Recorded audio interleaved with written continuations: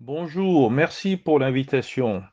Écoutez, le sujet est complexe. Selon les statistiques d'octobre 2019 du Fonds monétaire international, le Togo a réussi, entre 2010 et 2020, à maintenir une croissance économique moyenne de 5,6%, ce qui est bien au-delà de l'Afrique subsaharienne, autour de 3,3%. Donc globalement, c'est bien.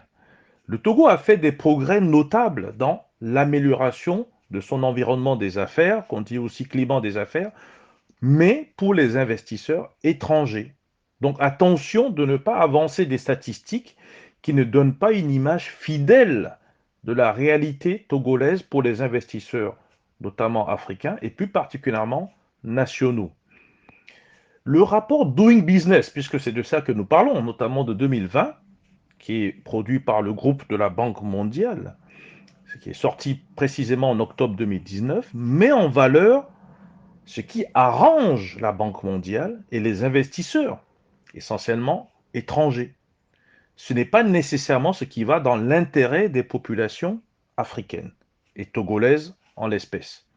Il s'agit donc de mesurer la facilité pour faire des affaires dans environ 190 pays dans le monde, même si les investissements qui sont réalisés peuvent être et s'avèrent souvent contre-productifs, notamment au niveau environnemental, il y a beaucoup de déchets et de pollution, et au niveau social, parce qu'il y a beaucoup de destruction d'emplois indirects. Mais ce rapport évacue totalement ces coûts négatifs, que certains appellent coûts partis, et qu'on appelle plus globalement les externalités en économie.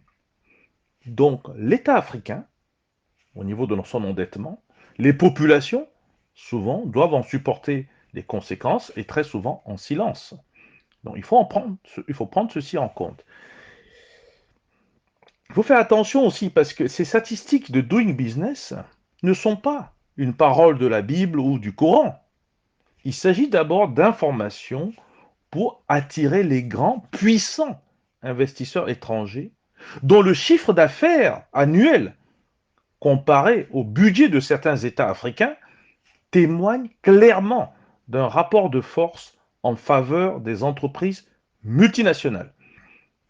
Lorsque alors les dirigeants africains optent pour participer au capital des sociétés nouvellement créées, la question se pose de savoir si l'investissement en question est bien pour les populations africaines ou pour une certaine oligarchie financière au pouvoir dans les pays africains. Donc je distingue bien qu'il y a des investissements, et je distingue aussi que ça ne profite pas nécessairement aux populations. Cela étant dit, si vous vous intéressez aux petites et moyennes entreprises, parce que c'est là que se crée l'essentiel de l'emploi décent et stable, alors vous allez vous apercevoir que les petites et moyennes entreprises, les nombreux chefs d'entreprise, bah écoutez, mettent du temps, voire ne viennent pas en Afrique. Pourquoi? Parce que la rentabilité s'avère très problématique et parce qu'il y a beaucoup de considérations locales, un système judiciaire qui sont peu performants pour régler les conflits commerciaux, soit avec l'État africain, soit avec d'autres concurrents locaux. Rappelons tout de même que les pays africains sont ceux, généralement, les plus lents à améliorer leur climat des affaires ou leur environnement des affaires. Sur les 50 pays qui ont été constatés l'année passée, seulement 2 ont vraiment amélioré leur environnement des affaires. Sachez que d'ailleurs qu'il y a 12 thèmes qui sont retenus très rapidement. Ça prend en compte en fait le temps que vous mettez à faciliter justement ces investissements. Il s'agit de la création d'entreprises, l'obtention du permis de construire, l'accès à l'électricité, le titre de propriété, j'en oublie, le crédit, l'accès au crédit, l'obtention ou la protection plutôt des actionnaires minoritaires, le paiement des impôts, bien sûr, l'obstacle au commerce entre les frontières, transfrontières, les contrats, le respect des contrats, l'insolvabilité, le temps que vous mettez, et si vous y arrivez d'ailleurs, les emplois créés, ou plutôt les emplois potentiels, parce que vous pouvez les créer et les détruire plus tard, et bien sûr les difficultés qu'il y a dans l'obtention et l'exécution des contrats avec l'État. Donc ça vous donne déjà une idée, vous voyez bien que tous les problèmes directs qui touchent les populations, l'amélioration de la pauvreté, sont en fait mis de côté. Rappelons que c'est la Nouvelle-Zélande qui caracole en tête et que le Togo, quels que soient les chiffres que vous avez, moi j'en ai d'autres, n'est que 9e parmi les 10 premiers pays les mieux classés dans le dernier rapport.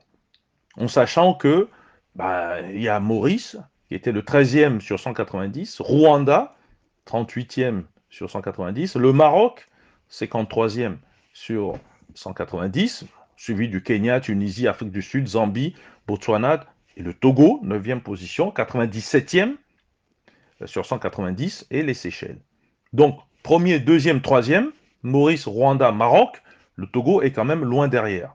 Donc, on ne vous trompe pas avec des statistiques un peu tournées autrement. Alors, le problème, c'est que ça favorise uniquement et principalement les très grandes entreprises multinationales qui souvent ne payent pas d'impôts pendant parfois 10 ans. Ce qui fait que de l'argent ne rentre pas dans les caisses de l'État.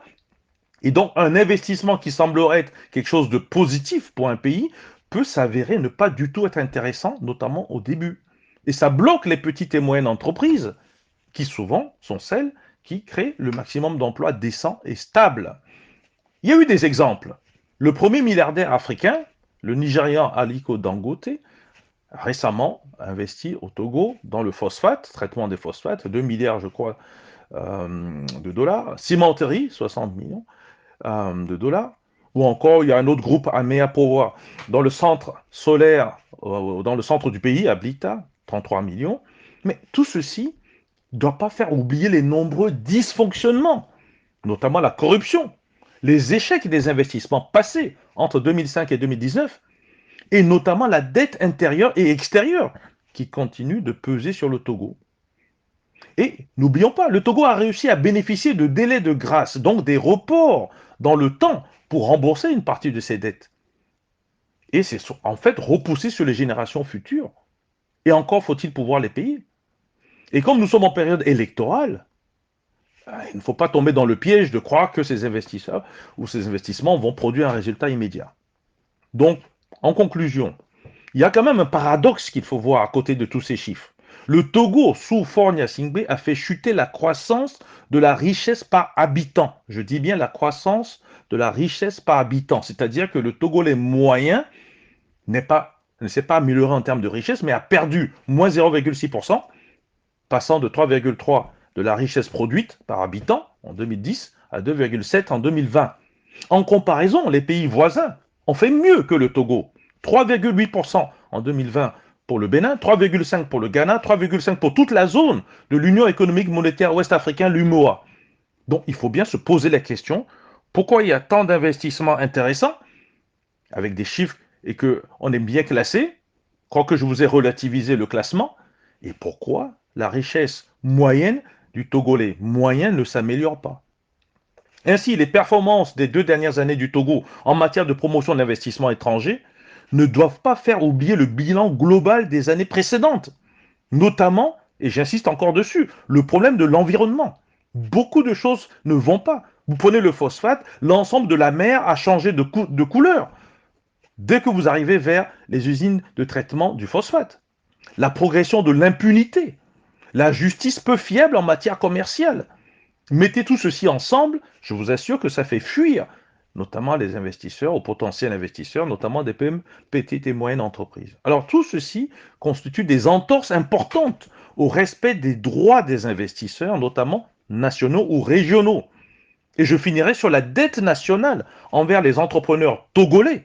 Cette dette-là, elle peine à être payée. Demandez au patronat togolais, bien sûr, quand je dis le patronat, dans son ensemble, pas ceux qui sont placés ou qui travaillent pour le système. Donc le Togo est bien classé, mieux classé, mais le classement de la population togolaise en termes d'amélioration de sa richesse est mal, est mal classé. Ce paradoxe, il faudrait qu'on fasse un débat plus approfondi pour le comprendre. Je vous remercie.